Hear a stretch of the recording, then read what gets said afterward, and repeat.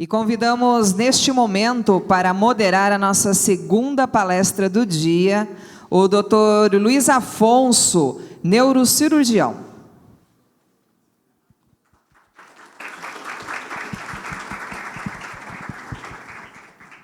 E vamos dar início à nossa segunda palestra do dia com o tema Abordagem atual no tratamento dos aneurismas cerebrais, com o neurocirurgião, o Dr. Zeferino De Martini Júnior.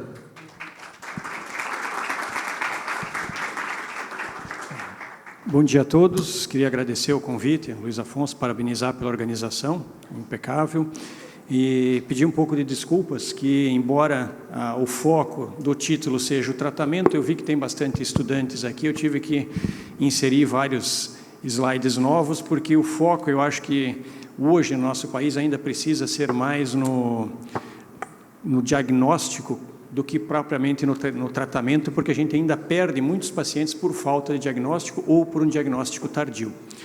Então eu vou ter que jogar um pouco para a torcida, porque eu acho que é mais proveitoso.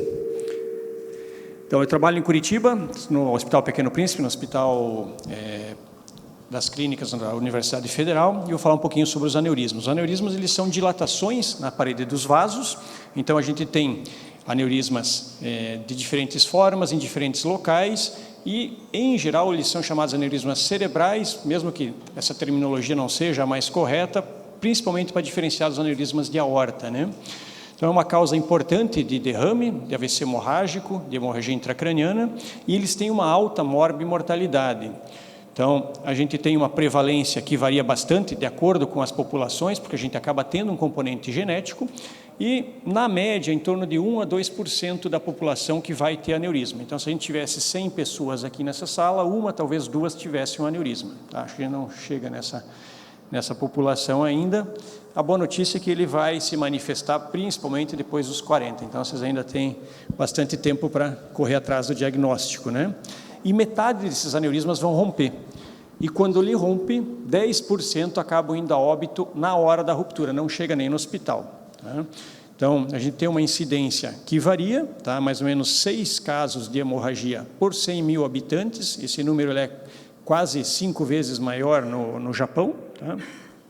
E a gente tem daí a classificação em diferentes critérios, né? Ele pode ser sacular, como esse daqui, ele pode ser fusiforme, que onde ele é compridinho, e os principais aneurismas associados ao sangramento são os aneurismas saculares. Então, o sangue acaba batendo na parte terminal desse saco, ela vai dilatando a parede, até que uma hora essa parede se rompe, e aí você tem um extravasamento de sangue para dentro do crânio. Tá? Lembrando que o crânio é uma cavidade fechada, dependendo da quantidade, esse sangue acaba impedindo que o sangue empurrado pelo coração chegue no próprio cérebro e consiga irrigar. Então, a gente acaba tendo uma hipertensão intracraniana, às vezes de maneira imediata, de acordo com a quantidade de sangramento, e isso pode causar óbito em questão de minutos. Então, boa parte das pessoas que têm uma história de um tio, um avô, um primo que morreu de repente aos 30, 40, 50 anos, fachado morto, às vezes não é do coração, como todo mundo pensava, às vezes é um aneurisma.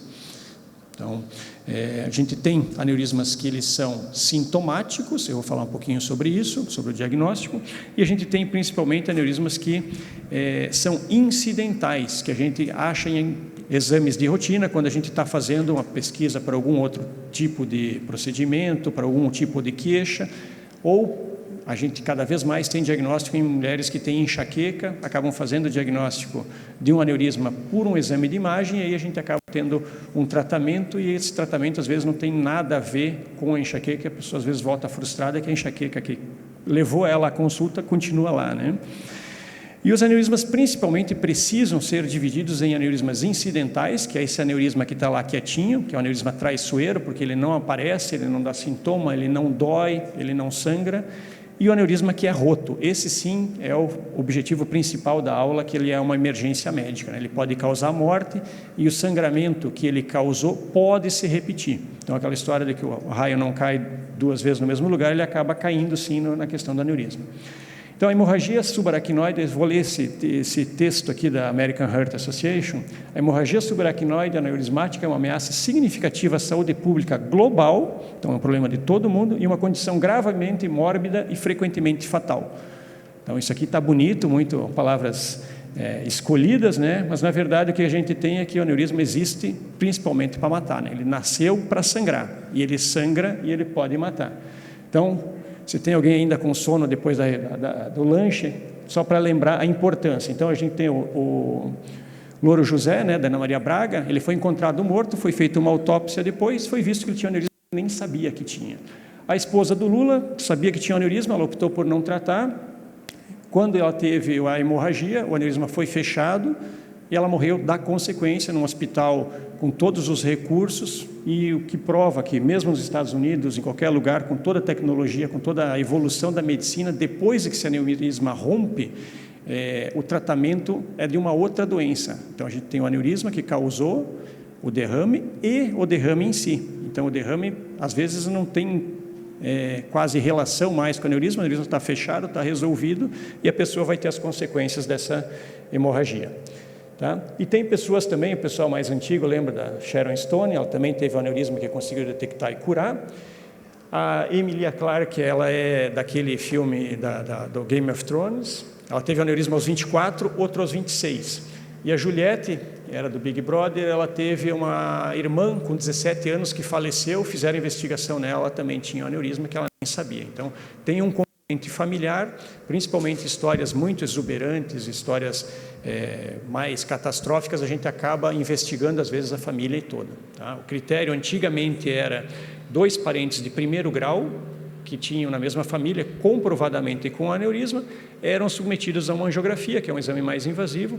Hoje em dia, com acesso à tomografia, à ressonância, não tem mais por que a gente ficar pensando se tem acesso, acaba fazendo o exame e boa parte das vezes acaba detectando esses aneurismas. Tá?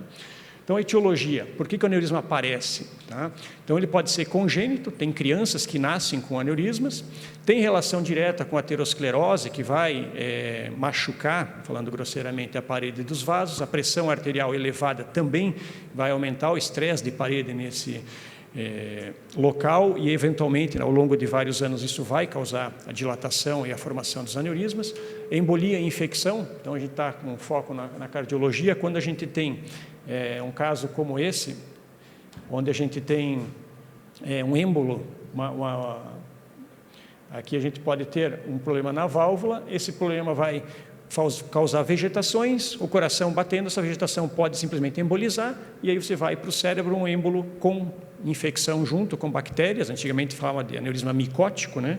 Mas hoje já se sabe que não é principalmente lesões associadas a fungos, então o termo mudou para aneurisma infeccioso. Traumas, principalmente em crianças, onde o cérebro ele acaba sendo mais móvel, e associado com outras condições como as colagenólises, né? Esse aqui é um caso de Ehlers-Danlos, tem síndrome de Marfan, algumas doenças em que a estrutura do colágeno ela é mais elástica e está mais propensa a formar essas dilatações.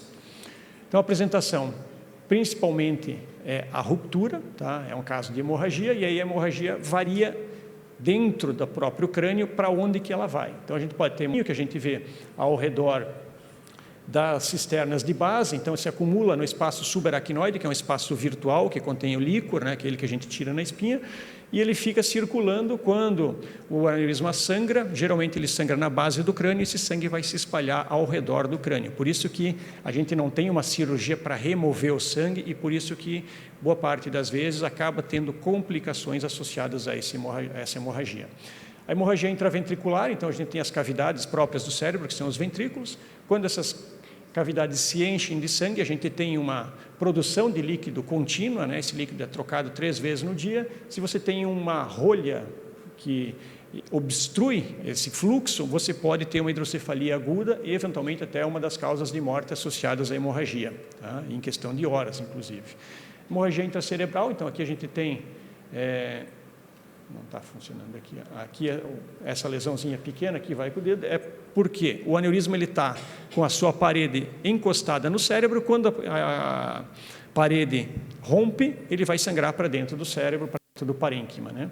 E hemorragia subdural, então é o espaço subdural, embaixo da dura mater, né, que reveste o cérebro, a gente vai ter o acúmulo de líquido. Lembrando que isso não é um ou outro, pode ser todos esses juntos no mesmo paciente. E quanto mais sangue extravasar, maior é a gravidade e maior é o risco de morte. Então, pacientes que sangram muito têm um prognóstico bem pior, tem uma escala para isso. Quando a gente tem um sangramento pequeno, o prognóstico acaba sendo melhor.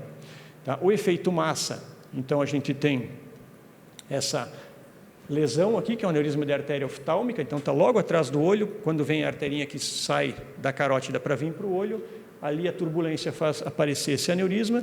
Aqui a gente tem, o hipotálamo. Tá? O hipotálamo está comprimido, isso pode causar distúrbios endócrinos e você também pode ter perda visual, geralmente progressiva, mas pode às vezes estar no limite e eventualmente fazer uma isquemia e perder subitamente a visão. Da mesma forma, tem um tipo específico de aneurisma, que é o aneurisma de comunicante posterior. Então aqui a gente tem a carótida, aqui a gente tem a artéria saindo, que é a comunicante posterior, que faz aquele círculo arterial do encéfalo, ou polígono de Willis, que comunica a parte anterior com a parte posterior do cérebro, comunica o lado direito com o lado esquerdo. Então, são formas que a natureza desenvolveu para compensar uma eventual obstrução. Então, a gente tem essas artérias, e aí a gente tem o quê? Uma pressão que vem daqui, que é da carótida, e uma pressão que vem de trás, que vem da basilar. E aí você tem um aumento de pressão nesse local, e é o segundo lugar mais comum de formação de aneurismas.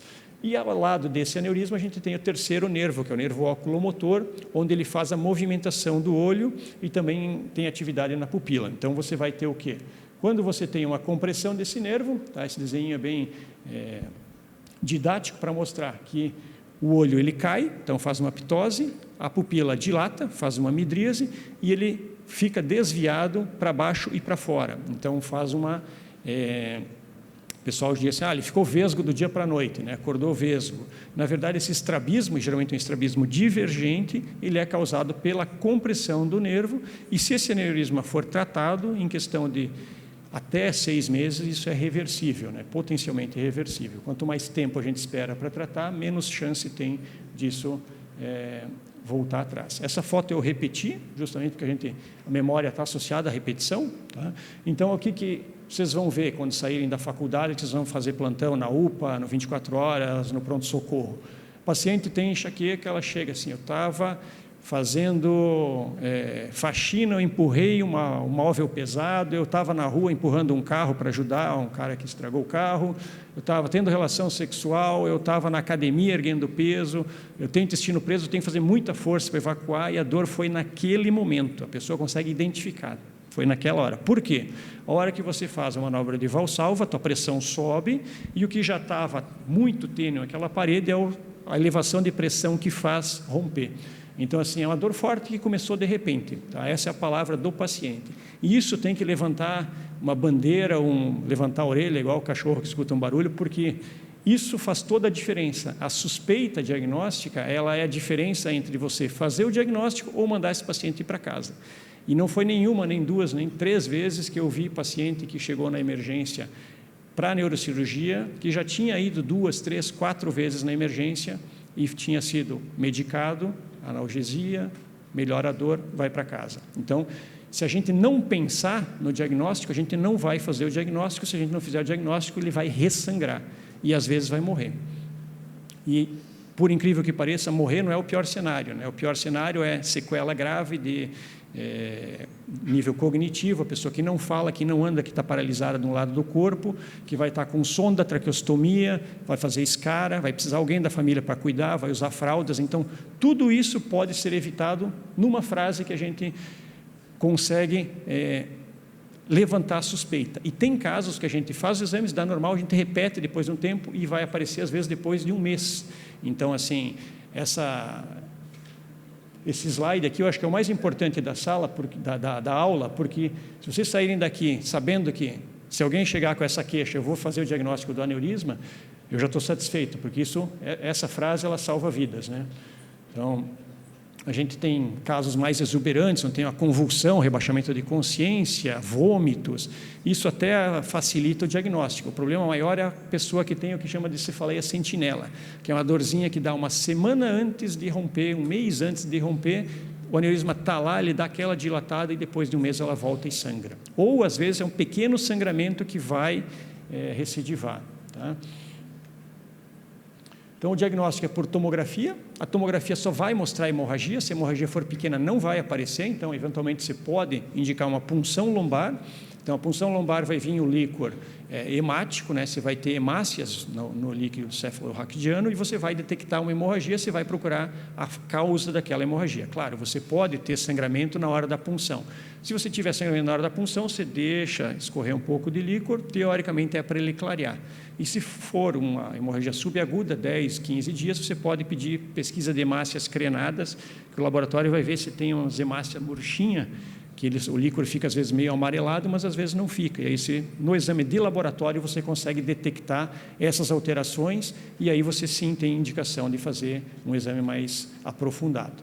Então a gente tem a ressonância que é mais sensível a sangramento, principalmente sangramentos antigos, e a angiotomografia e a angiorressonância são os exames de escolha para fazer esse diagnóstico. Tá? Então você vai fazer uma tomografia, uma ressonância. Se for um vaso pequeno, um aneurisma pequeno, você não vai ver alteração. Se não tiver sangramento, você não vai ver alteração.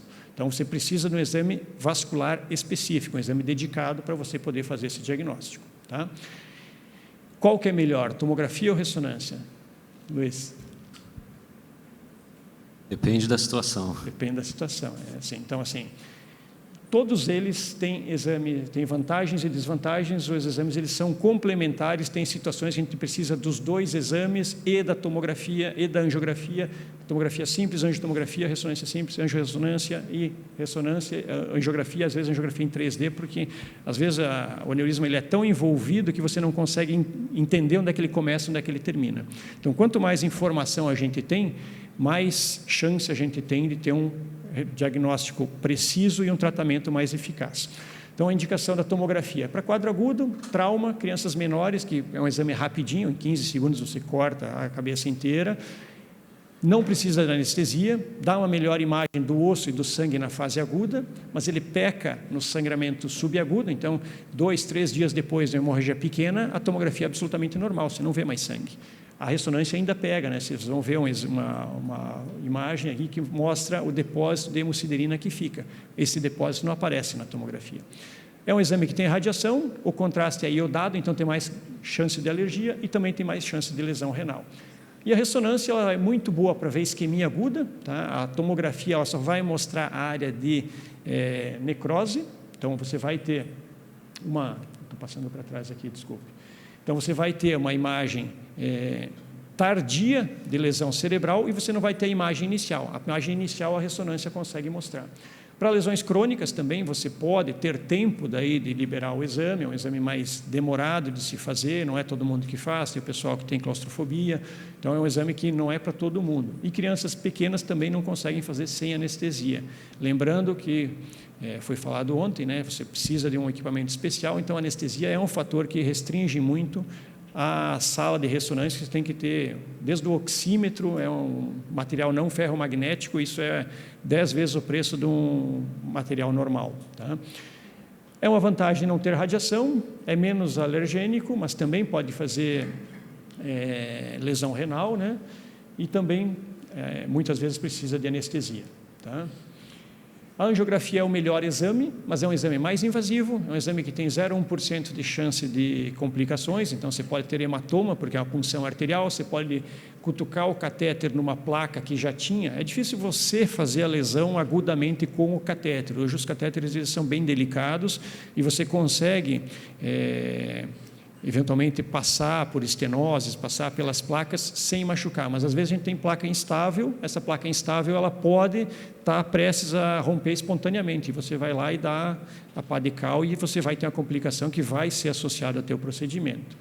Então, é um exame que não é isento de risco, mas é o exame que dá a quarta dimensão, que é o tempo, né? Você tem a ressonância e a arteriografia, estão melhorando, provavelmente um dia vai acabar essa vantagem, mas por enquanto ainda a gente tem mais informações na angiografia. Quais aneurismas a gente vai tratar? Então, você Pensou no diagnóstico, você fez o exame mostrou aneurisma. Quando que você vai tratar? Aí agora a gente entra no tema da aula, né? Então, vai tratar os aneurismas sintomáticos, aqueles que têm muita dor, aqueles que têm déficit motor, que têm efeito massa. Se tiver uma história de hemorragia prévia, isso estatisticamente aumenta muito a chance de uma nova ruptura. Então, quem tem um aneurisma que sangrou, a gente vai obrigatoriamente ser mais agressivo para essa população. Tá? Aneurisma maior que 10 milímetros, esse número, esse ponto de corte é totalmente aleatório. Antigamente falavam em 7, hoje em dia a gente vê que tem aneurisma de 4, de 5 que já sangrou. Tem aneurisma blister, que é um aneurisma de 2, 3 milímetros, que é como se fosse um rasgo na artéria, que não forma o saquinho. Então faz uma dissecção, essa dissecção forma uma alteração de parede e não tem tamanho para ver isso, né? E lembrando que as artérias, a carótida tem em torno de 4 a 6 milímetros, a cerebral média tem 3, a cerebral anterior 1 para 2. Então, assim, dependendo de onde você estiver, não vai precisar chegar a 10 milímetros para sangrar, porque a parede é tão fina que numa dimensão menor do que uma carótida, você vai ter uma falha de parede e uma ruptura. Tá? Aneurismas em crianças e adultos jovens, você tem um potencial de anos de vida que são cumulativos, esse risco cumulativo acaba aumentando a chance desse aneurisma crescer, desse aneurisma sangrar. Então, se você tem essas lesões, o ideal é que você trate de uma maneira mais agressiva. E quando você opta por não tratar, tá? Você tem que fazer o segmento periódico, igual faz preventivo de câncer de colo de útero, de mamografia, você vai fazer nessa população uma imagem pelo menos anual, dependendo da idade, você pode até espaçar mais esse espaço, esse tempo, esse intervalo, mas em geral a gente em crianças faz cada 5 anos, a partir dos 40 a gente faz anualmente, até para criar o hábito, porque se a pessoa tem o hábito de fazer o seu check-up anual, ela vai todo ano. Se perder 2, 3 anos, ela não lembra mais, não tem que fazer conta e aí já cai no esquecimento, né? Aí volta com o aneurisma roto. O tratamento ele envolve muitas especialidades, tá? Envolve enfermagem, envolve fonoaudiologia, envolve UTI, então é um tratamento complexo, um tratamento caro, e a gente precisa de ajuda, de apoio, porque boa parte das vezes a gente vai tratar o aneurisma e algumas vezes quando tem hemorragia você vai ter sequelas associadas, isso vai trazer problemas, tá? E aí quais são os tratamentos disponíveis? Você pode fazer o tratamento conservador, e aí você vai seguindo por imagem, como eu falei, tá? Eventualmente, anualmente, se for um aneurisma já num tamanho de 3 para 4, geralmente a gente faz o exame anualmente. Se for um exame que tem uma história duvidosa, que você não sabe há quanto tempo aquele aneurisma está ali, você pode repetir daí um controle em 3 meses, até 6 meses, não mais que isso, porque eventualmente se tiver uma lesão aguda, ela pode estar em crescimento rápido. E aí também tem que fazer as orientações, né, cuidados de vida diária, interromper tabagismo, eventualmente usar remédios, daí já entra no tratamento clínico para o tabagismo, tá? Medicações para afinar o sangue, né, antiagregantes, anticoagulantes, para doenças associadas que podem ser relacionados aos aneurismas. Quando você tem vasculite associada ao aparecimento de aneurismas, você tem que daí fazer a pulsoterapia. Em alguns casos você tem doenças sistêmicas, insuficiência cardíaca, tem problemas cardíacos, tem o controle da pressão. Tudo isso você vai medicar para tentar diminuir o risco de médio e longo prazo desse paciente. E o tratamento cirúrgico, então, eu vou mostrar um caso mais para frente da cirurgia. Então, a gente tem as cateterizações, então aquela imagem que a gente viu lá no começo da hemorragia ventricular, o que acontece? Você tem um acúmulo de líquido, esse líquido é produzido dentro dos ventrículos, ele não tem para onde sair. Ele vai ter que achar um espaço, se ele não achar o espaço, ele começa a dilatar os ventrículos contra a caixa craniana, né, contra o osso, e aí você vai ter uma pressão intracraniana aumentada até o momento em que a pressão vai ser mais alta do que a pressão do sangue, e aí vai parar de receber sangue, você vai ter, depois de uma hemorragia, você vai ter um infarto maciço. Então é por isso que boa parte dos pacientes que têm um aneurisma, que têm uma hemorragia grande, acabam evoluindo para a morte encefálica, porque primeiro começa com hemorragia e secundariamente você tem uma isquemia, tá? Então aquela coisa, derrame seco, derrame molhado, sangrou, isquemiou, boa parte das vezes você tem as duas coisas juntas, né? Quando você tem coágulos que estão fazendo efeito massa, você também tem indicação de drenar esses hematomas, tá? Você tem a opção de clipar, então você coloca o clipe na base daquele saquinho, você vai encostar as duas paredes da artéria, vou mostrar isso mais para frente, e aí você consegue com isso fazer uma cicatrização dessa parede da artéria, e isso é o que tem melhor resultado no longo prazo. Então, pacientes jovens, favoravelmente, a cirurgia ela é preferível, não é a única opção. E aí eu vou discutir um pouquinho sobre quais as indicações de cada um. Tá? Eventualmente, você chega lá e você não consegue fechar o aneurisma, você pode cobrir aquela parede, e aí tem várias opções, né, de jogar músculo, de jogar pedaço de teflon, para que você tenha uma cicatriz, faça uma cápsula, e essa cápsula faça com que diminua a chance de sangrar. Você vai aumentar externamente a parede do aneurisma, né? Oclusão do vaso portador é o primeiro tipo de tratamento. Então você tem uma artéria doente e você vai lá e sacrifica ela. Hoje ainda seletivamente uma opção, tá? Uma opção barata, e você depende daí de você provar através de exame. Geralmente a gente faz um teste de oclusão com balão, você oclui aquele vaso com balão, o vaso doente, e vê como é que a pessoa se comporta. Então, você fica 30 minutos, 40 minutos com o balão insuflado, tá? Tem que fazer heparinização, fazer anticoagulação, porque o sangue fica parado, e isso pode formar coágulos. Então, você vai deixar o balão parado, você vai testar se a pessoa sobrevive sem aquela artéria, e às vezes sobrevive. Se ela sobreviver, é um tratamento simples, rápido e barato de se ocluir o aneurisma e de você tirar ele da circulação, tá? O bypass é quando você faz igual ponte de safena, né? Você pega ou uma artéria radial, ou você pega um ramo da artéria temporal superficial, ou você pega a própria safena mesmo, você liga na carótida aqui embaixo e você liga por fora do crânio até dentro da cerebral média, tá? Tem algumas outras variações, mas basicamente é você fazer um desvio daquele sangue para chegar no ponto onde você precisa, onde você já tem um leito normal de artéria para poder sacrificar e fazer a oclusão do vaso portador.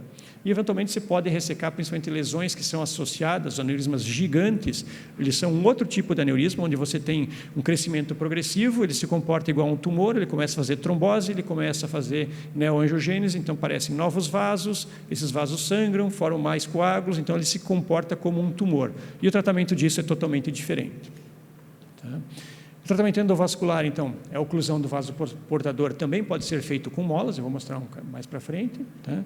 E aqui, a embolização com microespirais de platina, eu vou falar um pouquinho sobre cada um. Então, aqui a gente vê um aneurisma, né? Então, tem a artéria separando aqui, e aqui, exatamente na bifurcação, onde o sangue deveria ir um para cá, um para lá, ele vai reto. E aí ele vai reto, começa a dilatar, até o momento que ele sangra na parte de cima. E aqui a gente vê as molinhas, que são fiozinhos de platina enrolados, que preenchem, e eventualmente você pode ter a cicatrização do endotélio aqui na parte de baixo, e a base do aneurisma cicatrizar totalmente e você curar esse aneurisma. O que depende para o aneurisma curar com embolização ou não? E por que a cirurgia ela é superior? Porque quando você faz a cirurgia, você vai estar encostando esse ponto com esse ponto aqui, você vai colabar o vaso. Então, você vai ter artéria normal aqui, artéria normal aqui. Quando você emboliza, você continua tendo espaço. Então, o endotélio ele vai ter que crescer. Isso pode acontecer ou pode não. Isso depende principalmente do espaço e também da idade da pessoa, tá? E quem fuma geralmente tem uma tendência a inibir o endotélio, então o resultado também da cirurgia acaba sendo pior. Catéteres, a gente tem cada vez catéteres melhores, cada vez catéteres mais flexíveis, catéteres que navegam melhor, que a gente chega cada vez mais longe, e hoje a gente consegue chegar com um catéter grande, como o catéter de 6 French, que é grande para a gente é 2 milímetros, tá? Então dentro do catéter de 2 milímetros a gente consegue subir um balão, subir um microcatéter para colocar as molas e consegue fechar o aneurisma, e isso a gente consegue chegar dentro do crânio, coisa que quando a gente estava na residência, parava aqui na altura do pescoço, se tivesse muita curva às vezes não chegava. Então hoje melhorou muito a qualidade do material de acesso, e isso permite um tratamento cada vez mais avançado e cada vez mais completo, tá? Por dentro desse catéter guia, a gente vai passar daí um microcatéter, que é um catéter fininho, por onde só vai passar o fiozinho de platina que vai ser enrolado dentro do saquinho do aneurisma, tá? Então, a gente tem aqui a imagem do microcatéter, ele não está entrando aqui. Então, a gente tem aqui o microcatéter dentro do aneurisma, colocando as molinhas, e atravessado no colo tem um balão, tá? Esse balão ele pode ser um balão como esse de lúmen simples ou balão de duplo lúmen, onde ele tem um lúmen para insuflar o balão e um segundo lúmen por onde passa a molinha. Tá? Isso aqui geralmente a gente acaba não fazendo porque ele não tem essa imagem bonitinha, acaba sendo o acesso duplo, né? Mas isso a gente usa bastante em criança por conta do diâmetro das artérias, tá? Então acaba sendo menor. E as molinhas são fiozinhos bem enrolados de platina, que são de dois tipos, né? Esse que forma um globo em 3 dimensões, que a gente chama de cast, ou uma gaiola, por dentro do qual a gente vai colocar as molas de preenchimento. Então a gente vai fazer uma armação e preencher essa armação com outras molas, que daí elas são mais, digamos assim, lineares para conseguir se acomodar melhor. Então, o que é? Você coloca as molas no vaso, tá? Às vezes você coloca numa curva, e aí você consegue, com isso, fazer um coágulo até a próxima saída de artéria, e você consegue daí interromper o fluxo. Tá? É o equivalente do primeiro tratamento, que era você amarrar a carótida, né? Que é a ligação hunteriana. Né? Hunter foi o médico que tratou o primeiro aneurisma, ele amarrou com um fio, ligadura mesmo, como quando estava o vaso sangrando, e aí o paciente ficou curado do aneurisma. A gente tem embolização com coio, simples, quando o pescocinho é bem estreito, você pode só preencher com um microcatéter, e quando o colo é um pouquinho mais largo, então esse diâmetro aqui, se a gente botar uma esfera aqui, tem uma tendência dessa molinha ficar na luz do vaso. Então, a gente tem que fazer um cast bem compacto aqui e preencher ele. Com o uso do balão, a gente consegue manter essa estrutura dentro só do aneurisma e impedir que forme embolia ou que hernie para dentro da luz arterial. E aqui a gente tem, daí, quando o colo é muito largo, quando você sabe que se botar mola aqui, ela vai ficar protusa e pode fazer uma embolia, aí você abre um stent e aí sim você coloca as molinhas, porque você sabe que aquele stent vai segurar as molinhas dentro do aneurisma. E o tratamento mais novo, mais moderno, e agora tem várias marcas no mercado, é o diversor de fluxo, o direcionador de fluxo, o flow diverter, que é uma malha, como se fosse uma endoprótese, com uma malha muito fininha, onde você consegue ter um extravasamento, é como se fosse um tecido, não chega a ser uma prótese recoberta igual que o pessoal da vascular usa, porque aqui a gente, boa parte das vezes, tem perfurantes que a gente nem consegue enxergar, e essas perfurantes podem trazer consequências. Então, de uma forma mais prática, foi inventado um stent que é um intermediário entre um stent recoberto e aquele stent aberto, né, que é malha bem larga, e aí a gente consegue, com isso, direcionar o fluxo para dentro do vaso e evitar que ele circule dentro do aneurisma. Então, ele vai sair do vaso, vai parar o sangue aqui, ele não vai conseguir voltar. E aí você vai ter uma trombose, ele vai trombosar como se fosse uma casca de cebola, e aí, com o passar do tempo, você vai reduzindo essa massa, e aí ele vai cicatrizar e reconstruir a parede do vaso. Né? Então, isso é para aquele aneurisma que não tem o saquinho onde você pode preencher. Tá? A gente hoje tem acessos, já cada vez mais está evoluindo o acesso radial para neuro, era uma coisa que só a cardio fazia, hoje está melhorando bastante os catéteres de acesso, então a gente já está conseguindo fazer boa parte dos tratamentos pela artéria radial, e em casos extremos ainda se usa a punção carotídea direta, que é uma situação extrema, geralmente quando você não tem mais para onde correr. Tá?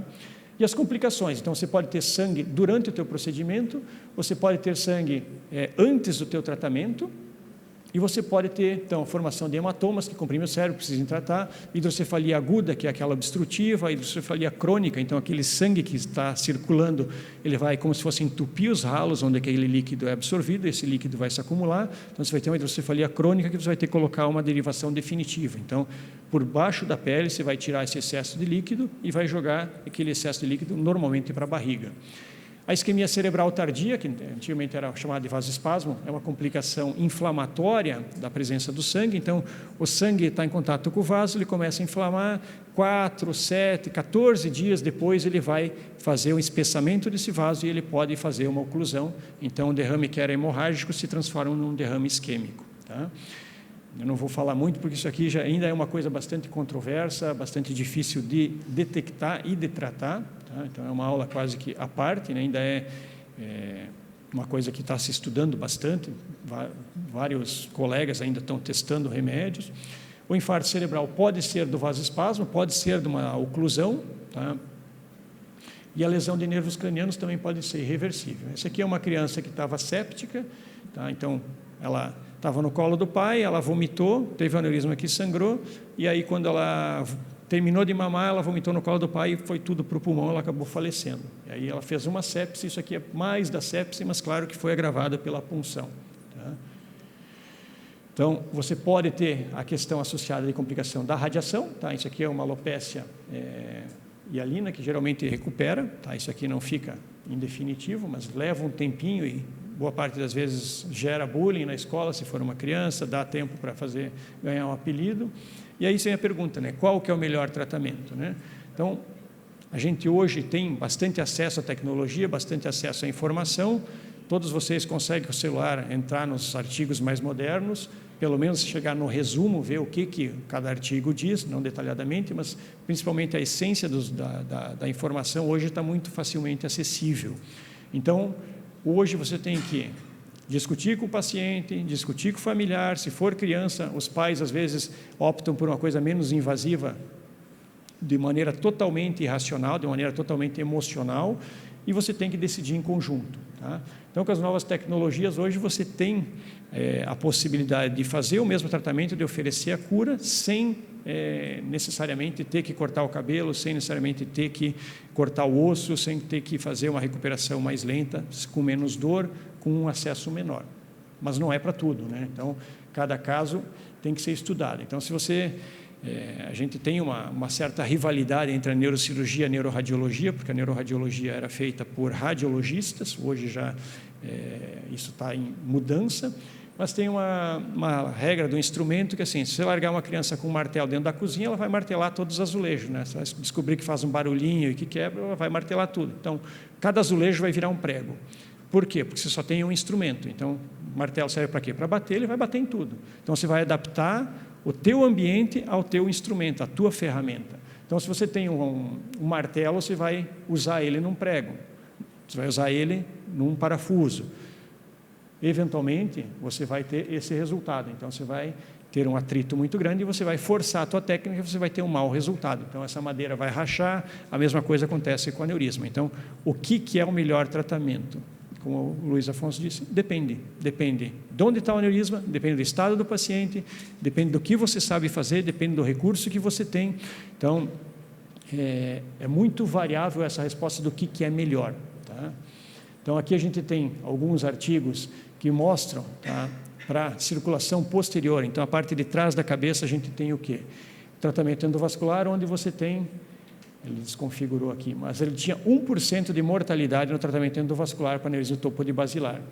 O Michael Lawton, que é um dos caras mais famosos hoje na neurocirurgia mundial, ele tinha 20% de mortalidade numa série de 56 pacientes, na segunda metade foi 4, a média deu 9.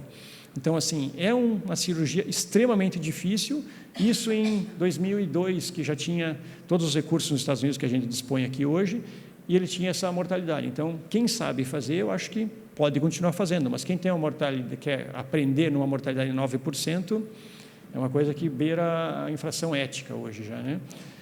Aqui o Spetzler também é o antecessor do Lawton, e ele mostrou, tá, que quando você tem aneurismas de circulação posterior, o teu resultado por tratamento de cirurgia aberta é inferior. Então, os teus resultados são piores.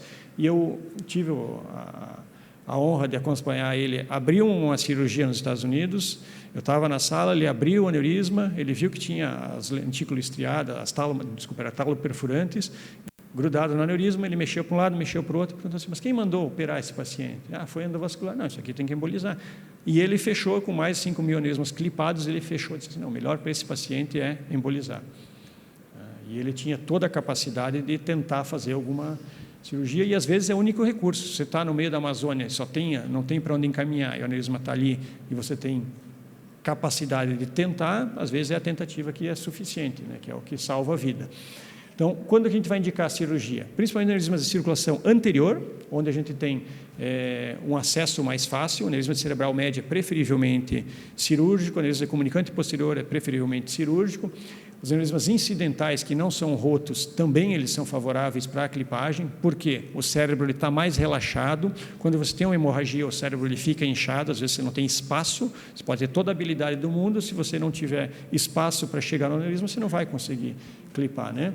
Os aneurismas rotos de colo largo, que não são favoráveis ao tratamento endovascular, que vão exigir stent, aí o stent num paciente com hemorragia que você pode precisar colocar uma derivação, você vai precisar uma cirurgia, vai ter que antiagregar duplamente esse paciente numa fase aguda, então não é a melhor escolha.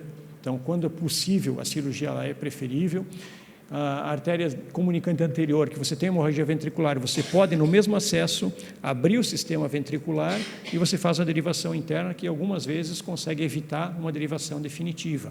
Então, se você tem uma necessidade de operar esse paciente de uma maneira aberta, se o neurocirurgião vai ter que intervir, por que não já clipar? Tá? E hematomas que você vai drenar, principalmente hematoma temporal associado a aneurisma cerebral média, se você vai operar, você já aproveita e já clipa, né? E quando você vai fazer tratamento endovascular? A maior parte dos aneurismas rotos hoje, preferivelmente é embolizada, porque é um tratamento mais rápido, é um tratamento menos invasivo, é um tratamento disponível na maior parte dos locais, mas não é obrigatório. Então, ele é preferível, não é obrigatório. Se você tiver segurança e estrutura para operar, às vezes a preferência é para a cirurgia. Tá? Aneurismas fusiformes, blisters, que são aneurismas que não param as molinhas dentro, que você não pode clipar, porque você vai rasgar a parede da artéria, ou que se você tem que reconstruir a artéria, aí eventualmente colocar um stent, de uma maneira eletiva, seja uma boa estratégia. Aneurismas cavernosos, não tem o seio cavernoso, aquele mesmo nervo que passa para a mobilização dos olhos, ele também, os outros nervos também passam junto no seio cavernoso. Se você botar uma cirurgia, for fazer uma cirurgia aberta para colocar um clipe, você pode lesar essas estruturas no acesso ou pela clipagem, tá? Aneurisma de circulação posterior, então de vertebral, basilar, cerebral posterior, preferivelmente tratamento endovascular. Pacientes que têm uma graduação muito alta, pacientes que estão muito ruins, graves, que estão entubados, então que o cérebro está inchado, que você tem hidrocefalia, preferivelmente você vai embolizar esses pacientes, porque diferente do cérebro inchado, onde você não tem acesso, o teu acesso arterial ele está mantido, né? Pacientes com idade muito avançada, isso é bem questionável, tá? O paciente de elevado risco cirúrgico, você não pode submeter o paciente a uma cirurgia ou anestesia, não dá para embolizar isso daí. Se der, é uma opção. Boa parte das pessoas com idade avançada que você faz a embolização ela pode ter uma recidiva maior, mas aí você vai ter o quê? Você vai ter tempo para isso acontecer. Então, se você tiver 5, 10 anos de vida, você vai conseguir com isso. Eventualmente, uma pessoa de 90 anos não vai ser do aneurisma que ela vai falecer. Então, aqui são take-home messages, né? Então, um resumo do tratamento que tem de mais moderno. Tá? Então, agora, finalmente, chegamos no título da palestra, né? Então, melhorar o acesso oportuno, aquilo que eu falei de fazer o diagnóstico e fazer o tratamento específico. Então, tem que ser centros de grande volume, com vários pacientes internados ao mesmo tempo, para você criar uma rotina. Se você tem um paciente por mês com aneurisma roto, a pessoa não sabe que a pressão não pode subir, ou ela vai esquecer, ou não vai ficar monitorizada. Então, você vai ter uma série de falhas no teu tratamento que vão favorecer um desfecho desfavorável. Tá?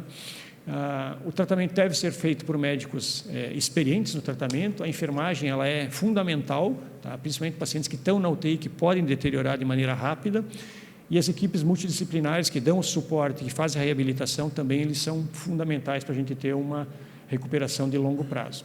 E a gente sabe que isso permite uma menor mortalidade, menor ressangramento e também melhores resultados funcionais. É um paciente menos sequelado, que vai custar menos e que vai dar menos trabalho e que eventualmente vai poder voltar ao trabalho, né? Então, o ressangramento agudo ele é mais ou menos 1% ao dia, tá? E se você tiver um paciente em 100 que ressangrou, esse paciente pode morrer, você não vai esquecer nunca mais. Então, o ideal é que você trate nos primeiros 24 horas. Tá? Então, o tratamento precoce é você fazer Não deixa, se sangrou na sexta, não vai deixar para a segunda. Você vai operar no sábado, vai tratar no sábado. Se sangrou no domingo, até pode deixar para a segunda, mas não passar muito tempo e, se possível, fazer de imediato. Tá? E o objetivo é a obliteração completa sempre que possível. E se não for completa, a gente chama de embolização protetora, uma clipagem parcial. Isso é fundamental e isso é suficiente para o paciente ter tempo de se recuperar e depois voltar no segundo tempo fazer o tratamento definitivo. Mas você vai reduzir o risco de sangramento e você vai reduzir o risco de óbito nesse paciente. Tá? A escolha do tratamento, ela deve ser baseado no que é melhor para o paciente. Tá? Claro que isso leva em consideração toda a logística do local, a experiência do médico, a disponibilidade, mas assim, em situações ideais você tem que discutir caso a caso se é melhor o tratamento endovascular, se é o tratamento aberto. É igual uma cirurgia de vesícula. Vamos fazer por vídeo, vamos fazer aberta. Cirurgia por vídeo é menos invasiva, recupera mais rápido, mas não resolve tudo. Tem casos que tem que abrir. O aneurisma é a mesma coisa. A questão é que a gente tem uma escolha, às vezes, de Sofia que não é necessária porque é feito por médicos diferentes, né? E as escalas de classificação, elas ajudam no prognóstico, na tomada de decisão. Tá? As complicações, elas pioram bastante o desfecho. Tá? Então, você tem que ter bastante cuidado com a ventilação desses pacientes. Se você ventilar esse paciente com a pressão positiva muito alta, você vai aumentar o risco de ressangramento. Você pode, eventualmente, num primeiro tempo, deixar a profilaxia com Clexane para evitar trombose venosa, mas se você esquecer 7, 8 dias o paciente que está sedado, acamado, você vai ter complicações.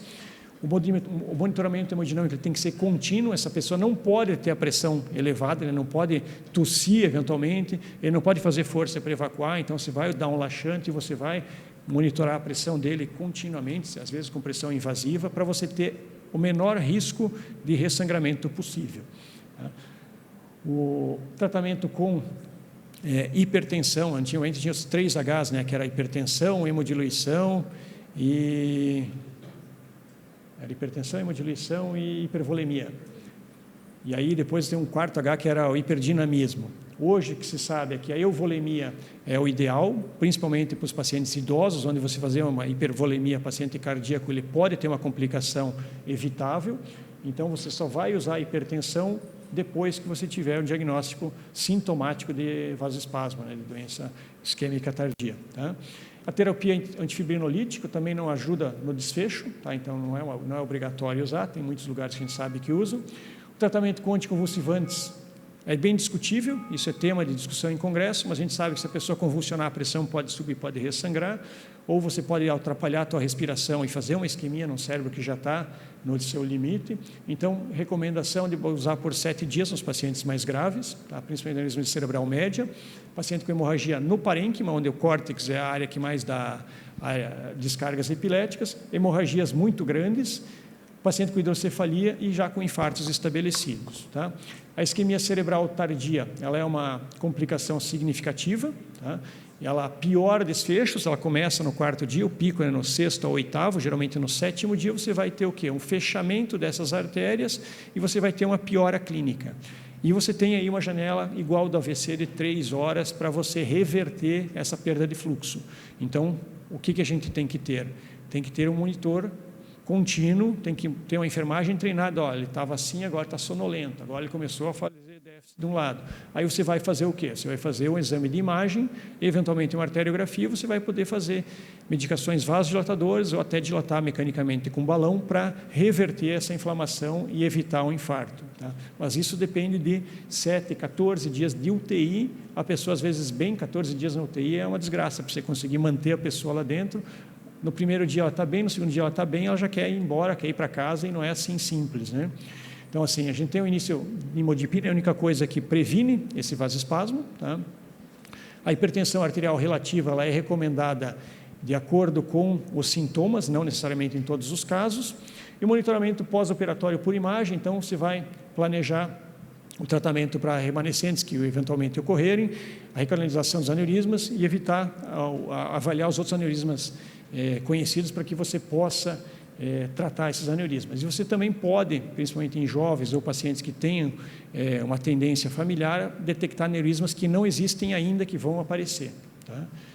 A abordagem multidisciplinar, então, para identificar as necessidades de alta. Então, vai precisar de uma cama hospitalar, não dá para chegar e dizer assim, vai ter alta hoje. Não vai ter alta hoje. O paciente está acamado, ele vai ter que procurar uma ambulância, vai ter que procurar uma cama, um aspirador para tráqueo. Isso é uma semana para preparar toda a estrutura para receber esse paciente em casa. Vamos dar alta para ele assim mesmo, ele volta a semana que vem com pneumonia. Ou volta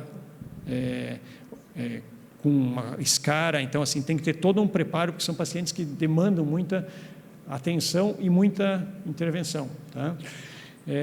A depressão, ela é muito comum. Então, a pessoa que, principalmente pacientes jovens que têm aneurisma, né, geralmente são mulheres jovens, homens jovens, 40, 50 anos, que de repente o mundo desaba, né, a pessoa descobre que ela não tem mais controle, que ela não consegue mais caminhar, que ela não consegue falar direito, e isso tem um impacto cognitivo e um impacto emocional. Então, às vezes é importante começar um antidepressivo de maneira até precoce. Tá? E, em resumo, assim, os aneurismas ainda são uma fonte catastrófica de lesão cerebral, são lesões de alto custo. Tá? A melhor detecção e o melhor resultado são associados a quanto mais precoce você faz esse diagnóstico. Então, se você fizer um diagnóstico precoce, tiver um alto índice de suspeição e você conseguir detectar esse aneurisma no início, você vai tratar ele no início, você vai evitar a hemorragia, você vai evitar a sequela ou o óbito, né? Tratamento precoce, depois da detecção, evita o ressangramento. Tá? A terapêutica tem que ser individualizada e os centros especializados com maior volume acabam tendo maior resultado, justamente porque são pacientes que acabam tendo uma demanda maior de situações específicas que são próprias da especialidade, né? E a combinação de neurocirurgia e neuroradiologia é o que oferece o melhor resultado. Eu tenho alguns casos aqui para eu mostrar. Então, aqui é um aneurisminha pequeno, tá? De cerebral média. É uma paciente que chegou para a cirurgia com um hematoma que deveria ser operado. O neurocirurgião pediu para eu embolizar o aneurisma. Eu acho, você não vai operar? Eu vou operar, mas ele não queria que o aneurisma sangrasse na cara dele. Em 10 minutos, o aneurisma estava fechado, daí foi drenado o hematoma e a paciente evoluiu bem. Tá? Segundo caso aqui, a gente vê o quê? Tem um espasmo grande na artéria, então a gente tem um estreitamento dessa artéria, a dilatação do aneurisma. Então, como é que a gente trata isso daí? Você passa um balão, dá para ver aqui a marquinha que está insuflado, o balão aqui, no diâmetro da artéria, e você coloca as molinhas. Tá? Esse clipe é de uma outra cirurgia que ela tinha, e aqui é o resultado final. Então, você consegue preservar a artéria que está saindo do aneurisma, fechar o aneurisma e restabelecer o diâmetro do vaso. Tá? O terceiro caso é uma mulher de 45 anos, que tinha 4 dias de vômito, aquilo que eu falei, que às vezes a pessoa não vem bonitinha com o diagnóstico, ela leva 1, 2, 3 dias, às vezes uma semana para fazer, com rigidez de nuca, e tinha essa tomografia mostrando essa hemorragia. Tá? Essa paciente provavelmente ela ressangrou. Tá? E aí a gente tem o quê? Na angiotomografia a gente vê múltiplos aneurismas, né? Tem um aneurisma nessa partezinha aqui, essa parte amarela, tem outro aneurisma aqui, e o momento que sangrou é o maior. Então, tem aneurismas nas cerebrais médias, né, que a gente vê aqui, tem aneurisma aqui, o aneurisma distal, aquele de lá é o mesmo que esse daqui, e principalmente tem um aneurisma grande na artéria basilar, tá, que está com a parte trombosada. Então, esse aneurisma ele foi tratado de maneira emergencial com embolização protetora. Então, foi passado um balão, foram colocadas molas, e essa paciente evoluiu bem do ponto de vista de sintomas. Ela recebeu alta, sabendo que pelo colo do aneurisma podia recidivar, então foi proposta para ela a cirurgia dos outros aneurismas. Então aqui a gente vê que o cérebro está amarelado, né? A gente vê uma superfície ao redor desses vasinhos, geralmente eles são cor-de-rosa, aqui ainda tem uma cor um pouquinho normal.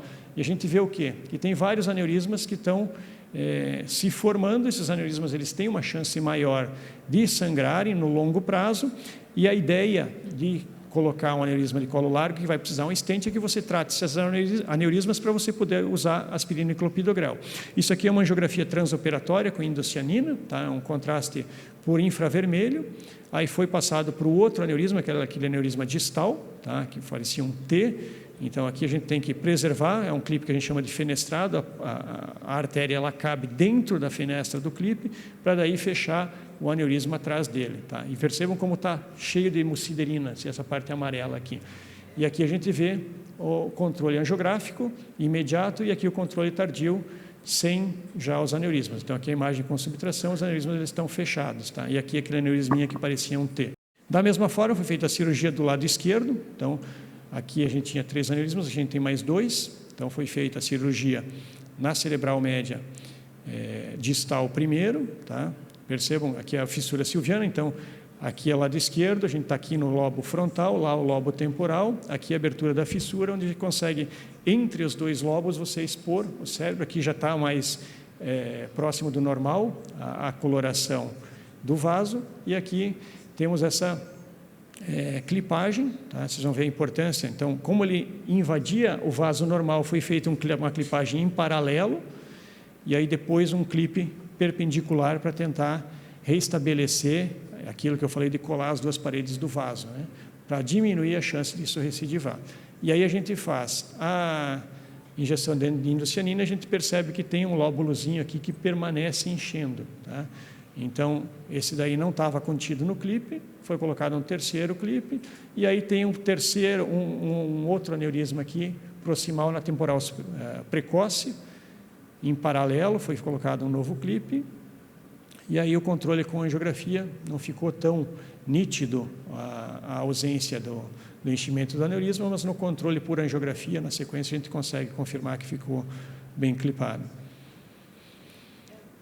Então, aqui a gente vê a ausência do aneurisma aqui a presença da parte metálica dos clipes, lá atrás é o que está na artéria basilar, e aqui daí a gente vê a marca da incisão, a tomografia de controle mostrando os clipes, tá? E aqui você tem um controle de 1 ano mostrando já uma recidiva. Então, esse aneurisma, ele está... o sangue, a pressão está empurrando toda a massa de cóios para frente e está começando a formar um novo aneurisma. O que a gente tem que fazer nesse caso? A gente coloca um stent, tá? E aí colocaram-se mais molas, e aí esse aqui é o resultado final. Tá? Então, no resultado de 5 anos, a paciente não teve mais aneurisma, essa paciente está voltando, talvez tenha um novo aneurisma na comunicante aqui anterior, e esse aqui é o resultado de longo prazo do aneurisma tratado. Então, você pode tratar em 2 tempos, não tem problema nenhum você voltar com o paciente para centro cirúrgico, você retratar, e essa é uma paciente que já estava planejada a fazer isso. Tá? Então, uma menina de 3 anos, previamente rígida, ela parou de andar, depois rapidamente evoluiu com dor na nuca, sonolência, vômitos, entrou em coma, foi para o tubo e chegou com uma hemorragia ventricular. Tá? Então, tinha essa lesão gigante aqui na fossa posterior. Tá? Então, uma lesão de 6 centímetros, a gente vê que tem quase ocupando toda a fossa posterior, com parte branca que é sangue, tem sangue no ventrículo. Então, essa paciente foi feita a ressonância mostra um flow void, então aqui estava um vazio de fluxo, né? Uma parte aqui que está trombosada, e o enchimento de contraste mostra que tem uma parte oca. Então, a dúvida é, o que fazer nesse caso, né? Foi feita uma angiorressonância, a angiorressonância mostra que o colo é estreito, então esse aqui tem um aneurisma de comportamento gigante, aqui a gente vê bem o inflow, então é um jatinho pequeno, e isso tem a ver com a velocidade de fluxo. Então é mais ou menos quando você vai lavar o carro, que você põe o dedo na ponta da mangueira, você vai ter o quê? Um aumento de velocidade, você vai ter uma turbulência, e isso eventualmente vai fazer o aneurisma crescer ou romper. Tá? Aqui é a imagem de lado, aqui é a imagem de lá, a imagem de lado aqui de frente. E aí a gente pensou, cirurgia não tem espaço. Tá? Preencher o aneurisma vai gastar um monte de cóio e vai continuar mantendo essa compressão no tronco cerebral, e você ainda tem uma parte trombosada que vai ser absorvida, esses cóios vão ficar balançando lá dentro. Então, não é um aneurisma que a gente possa tratar, aneurisma parcialmente trombosado, só com molas. Stenticóios na fase aguda, uma criança que está com uma derivação, que tem sangue no ventrículo, que provavelmente vai precisar de uma cirurgia, também não é a melhor opção. Direcionador de fluxo seria a primeira opção num paciente que tivesse com esse aneurisma eletivo, mas no aneurisma roto a decisão ela é muito difícil. E considerando que o prognóstico era ruim, então foi levado para a angiografia, e a angiografia mostra aqui uma imagem bem interessante que tem a comunicante posterior enchendo a basilar retrógrada. Então, com base nisso, foi optado por um tratamento simples, que era perigoso, mas que, como ela estava muito grave, a gente ficou corajoso por causa disso. Se fosse uma criança que tivesse 100%, provavelmente não teria sido feita essa escolha. Foi fechado a transição vértebro-basilar. Isso aqui parece grande, mas é 2 milímetros de fechamento. Tá? Então, a gente conseguiu fechar, e aí essa criança se restabeleceu o fluxo de cima para baixo, então a carótida enche a comunicante posterior enche a basilar, e o aneurisma não está enchendo mais. Aqui a gente vê o sangue parado, né, com contraste dentro do aneurisma, então esse aneurisma vai trombosar. E aí foi uma festa, a gente tinha falado para a família que a criança ia morrer, e no dia seguinte a criança está estubada, acordada, e o resultado é espetacular, a mãe achando que era um milagre, e foi de alta da UTI. Aí eu acho que essa aqui, daí os residentes fizeram piadinha, né? Essa aqui é a imagem do Romário na Copa de 94, que tomou aquele chute do branco, ele se esquivou. Aí outro residente fez um toureiro se esquivando da massa. E aí, 11 dias após o internamento dela, teve uma piora, ela entrou em coma de novo, ela começou a descerebrar, que é aquela postura que parece o exorcista, né? Que ela fica totalmente estendida, se ergue só na cabeça e nos pés. Isso relacionado ao quê? Ressangrou, será? Tem infecção? Todos os exames deram normais, o eletro deu estado de mal convulsivo, perdão, ela foi sedada, e aí a gente pensou, ressangramento não tinha, tomografia deu normal, hidrocefalia não tinha, foi feita a ressonância mostrou esse padrão aqui, essas lesões brancas são padrão de isquemia por vasoespasmo, que não é comum em crianças. E aí a gente fez a arteriografia, o que fazer na criança com vaso pequeno?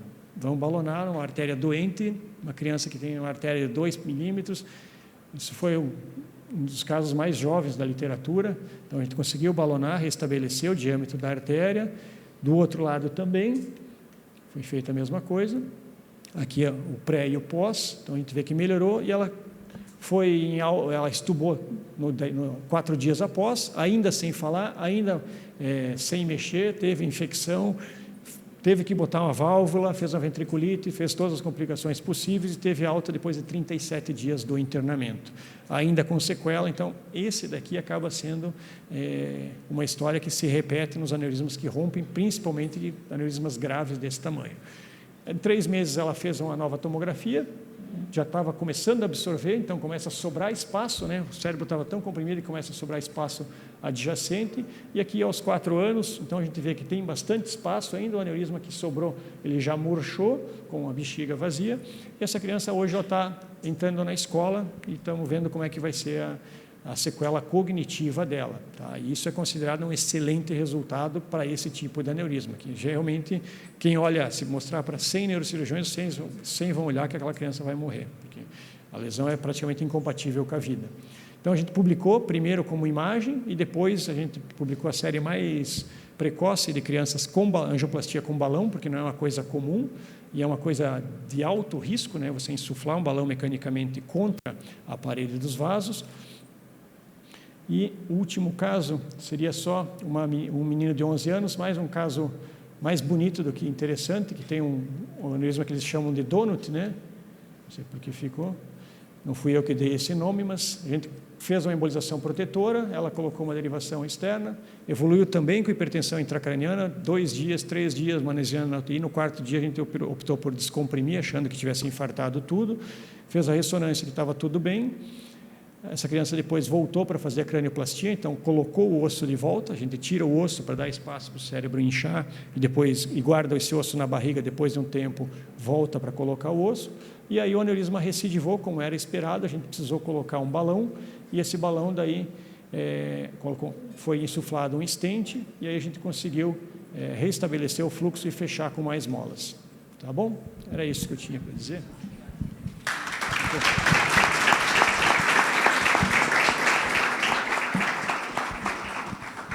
Dr. Luiz Afonso. Obrigado, Zeferino, pela brilhante explanação, demonstração de casos difíceis. Ainda bem que eu nunca peguei uma criança dessa. O Pequeno Príncipe concentra essas crianças cabeludas.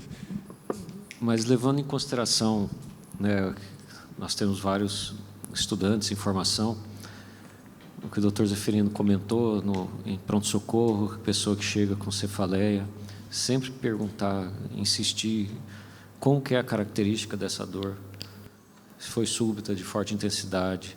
Ah, mas já tem enxaqueca. Sim, mas a enxaqueca, ela geralmente começa fraquinha e vai piorando, não é aquela bomba que estoura na cabeça.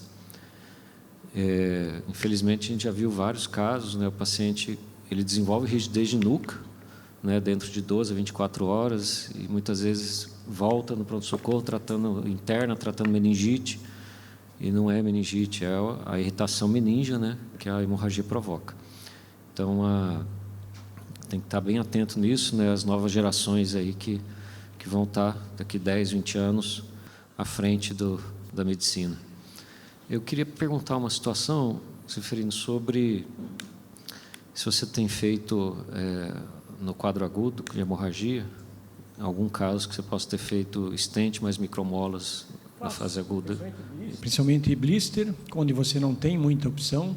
Eu tenho uma experiência catastrófica de cirurgia com blister, que o clipe rasgou a artéria e não tinha o que segurar, a gente tentou embrulhar e o paciente evoluiu, até saiu, mas durou um tempinho, acabou não morrendo do aneurisma, mas a hemorragia e as complicações acabaram levando a óbito. Então, eu também não fiquei confortável de mandar subir a pressão na UTI quando ela fez vasoespasmo, e com certeza a manipulação cirúrgica agravou o vasoespasmo que apareceu.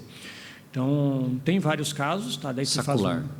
Sacular, não, sacular também, mas geralmente sacular de colo largo. Eu prefiro paciente com aneurisma sacular de colo largo roto, como foi aquele caso, esfriar o processo e colocar num segundo tempo. Ali você tem preparo, você tem a possibilidade de ver se você tem resistência a clopidogrel, você tem situações em que o stent ele não é isento de risco.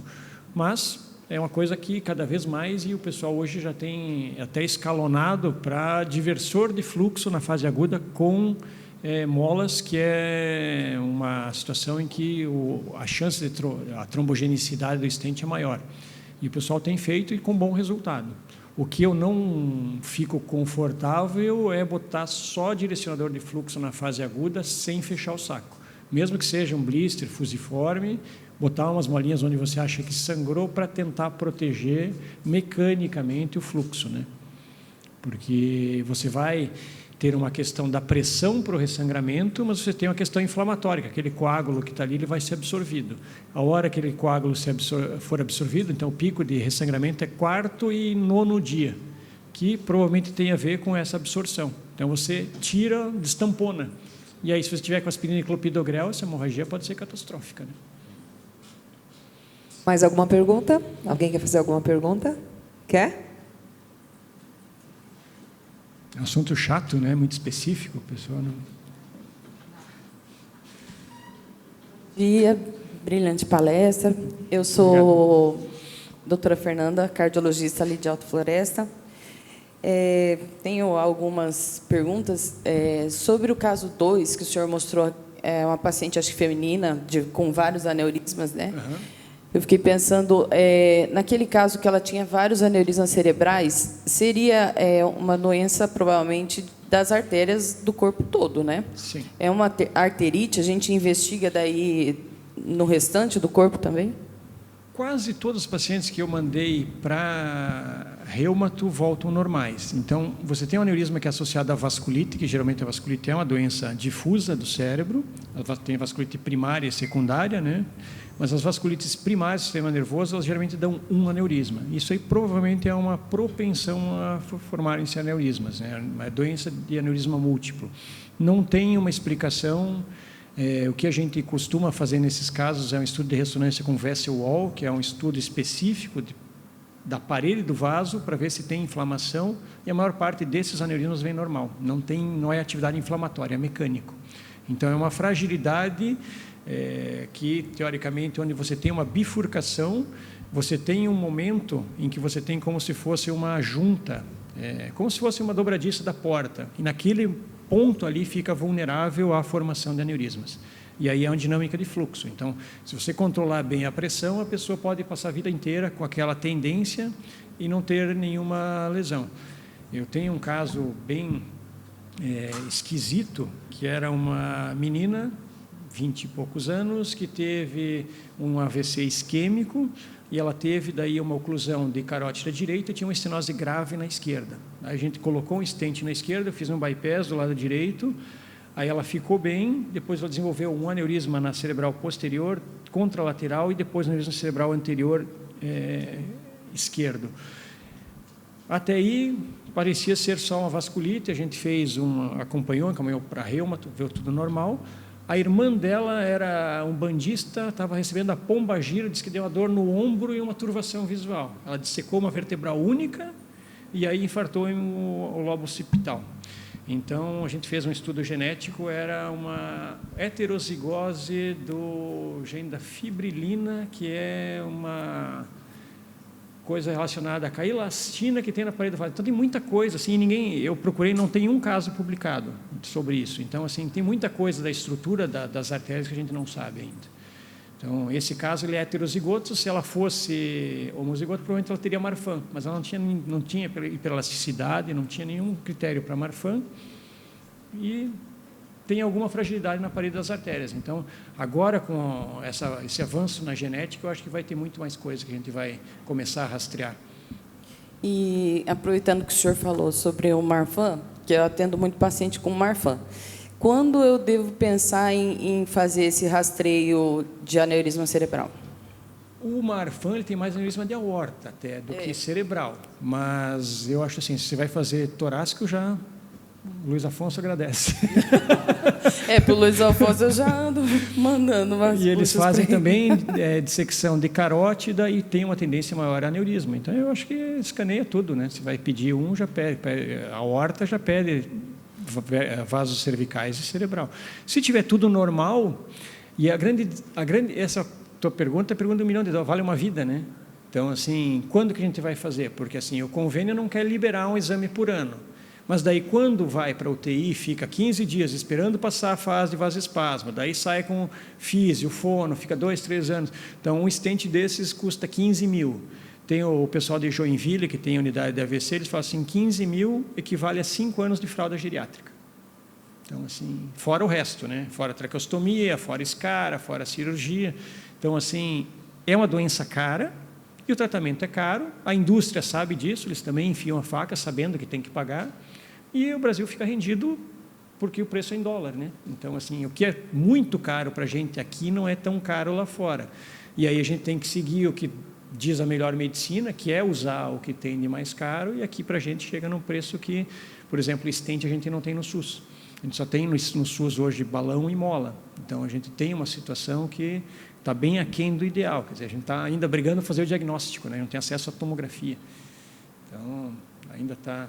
E aí, assim, esse paciente que você está perguntando, fazer um estudo genético, impensável, né? O convênio não é obrigado nem a liberar. Se você pedir, o convênio vai bloquear. E essa paciente tem convênio. E eu pedi, ela não... E última pergunta para mim. Quando é encontrado em criança, que o senhor deu vários exemplos que faz o tratamento de aneurisma em criança, se eu for extrapolar para os pais, por exemplo, encontrou o aneurisma na criança, eu faço o rastreamento dos pais e dos irmãos?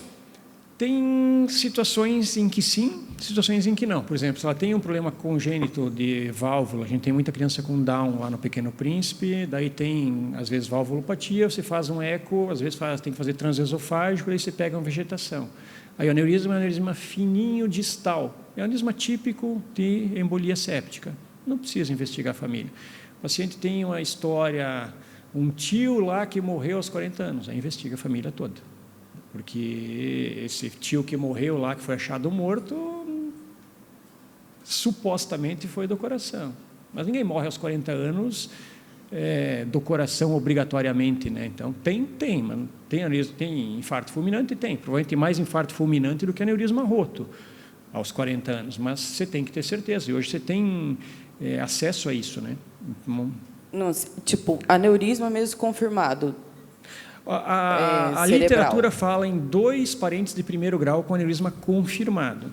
E aí você tem, quer dizer, a família que é um pouquinho diferenciada, já aquela pessoa que perdeu. Você perdeu alguém na família, tem alguém na família que ficou sequelado, você vai ter que investigar a família toda, porque eles não vão deixar. Só os homens que não, os homens saem correndo, mas as mulheres você vai investigar todas. Os homens fogem do médico. Obrigada. E isso é uma coisa bem curiosa, né? Você tem uma família que tem 6 irmãos, 3 têm aneurismas.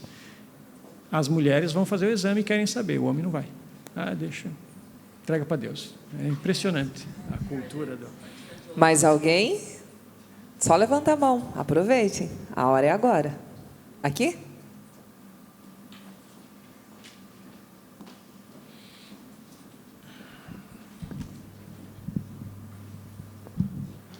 dia. Parabenizar aí pela palestra do Dr. Zeferino. E eu queria tirar uma dúvida sobre a prevenção do vasoespasmos. Então, a gente sempre usou muito a nimodipina como medicação para profilaxia do vasoespasmo, que ocorre ali no 7º, 8º dia após o sangramento.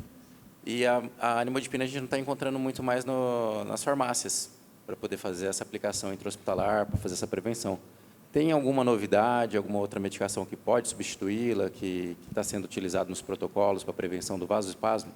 Na prevenção, a única coisa que tem nível A de evidência é a nimodipina. Tá? E a gente tinha, na época da residência, a nimodipina endovenosa. Então, era bem interessante, teve um caso que me marcou bastante, que a paciente ela ficava afásica, era aneurisma cerebral média esquerda, a gente tinha clipado, aí ela acordava afásica. Daí a gente trazia para a hemodinâmica, fazia nimodipina, ela voltava a falar na mesa, assim, fazia com anestesia local, ela começava a falar. Aí na manhã seguinte a mesma coisa, fizemos isso 5 dias seguidos, até recrudescer o vasoespasmo, só com medida química, né? Porque quando é aneurisma proximal e tem vasoespasmo proximal, você pode fazer o balão.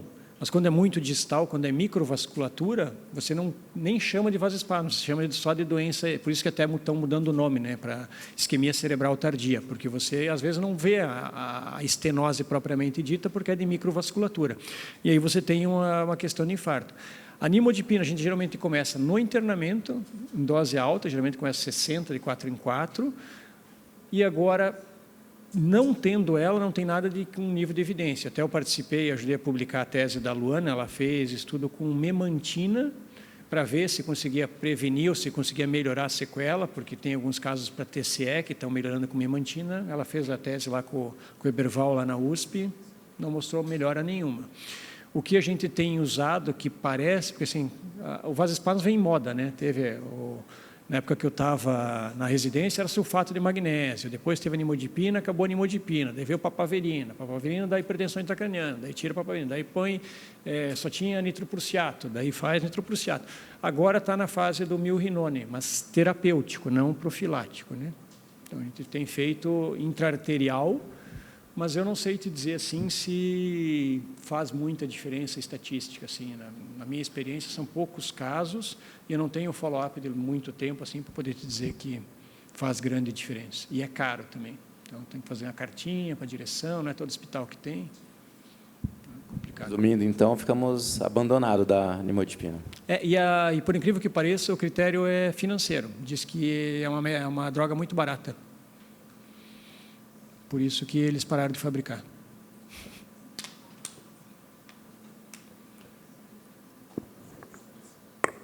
Mais alguém? Agora vem pergunta... Ai. Agora é pergunta técnica que se fala, né? Hã? Pergunta técnica, né? Agora vem... Não, é só para complementar a pergunta do Bruno. Você tem experiência com o uso das estatinas na profilaxia do vasoespasmo? Tem. Esse consenso agora de 2023, da American Heart Association, fala que não tem melhora. Teve uma época que o pessoal usou bastante. A gente tem usado ainda para hiperplasia neointimal pós-estente. Parece que funciona, mas não tem para o vasoespasmo uma resposta muito boa ainda. Não tem nada comprovado. Assim, teve uma moda da estatina, também passou igual ao sulfato de magnésio. Eu acho que assim, às vezes a gente acaba dando... Mal não vai empírica. fazer. Agora está voltando a aspirina, está começando a voltar a aspirina para prevenção de doença isquêmica.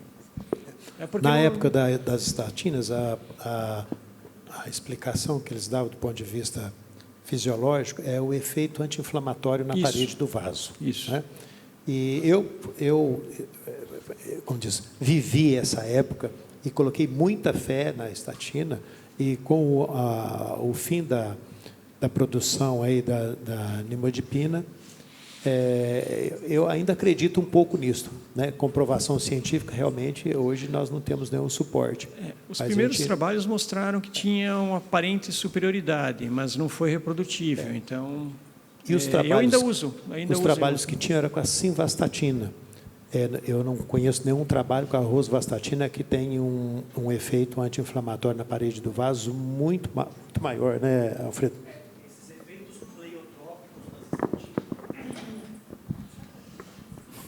Esses efeitos pleiotrópicos das estatinas, de anti-inflamatório endotelial, a evidência que a gente tem com Simva e com Pita é desse tamanho. É um efeito muito ruim e ela funciona, ela começa a ter efeito acima de 40 miligramas, o efeito chega a ser alguma coisa razoável com 80 miligramas. Ninguém tolera 80 miligramas de simvastatina.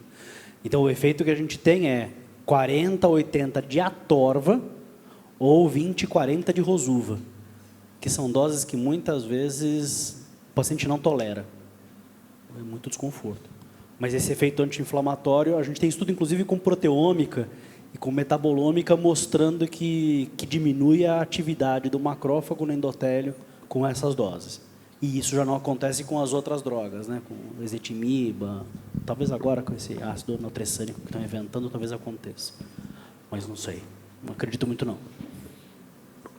Algumas coisas o cérebro é diferente do coração, né? Então, os stents funcionam bem, a trombólise funciona bem, mas, por exemplo, foi só a streptokinase causar hemorragia no cérebro que a gente levou mais 10 anos para descobrir a alteplase, né? Então, agora a gente está esperando uma nova estatina aí para tratar o vasoespasmo, porque ainda não conseguimos aplicar tudo, né? A gente usa muita coisa da cardiologia, aspirina, clopidogrel, prasugrel, ticagrelor. Então, tudo que funciona na cardio, ele é automaticamente testado na neuro, porque a população humana tem muito mais problema cardiológico, então a amostragem deles é muito maior e a gente acaba, boa parte das vezes, reproduzindo os mesmos efeitos no cérebro, né? Mais alguém? Então é isso. Muito obrigado, doutores.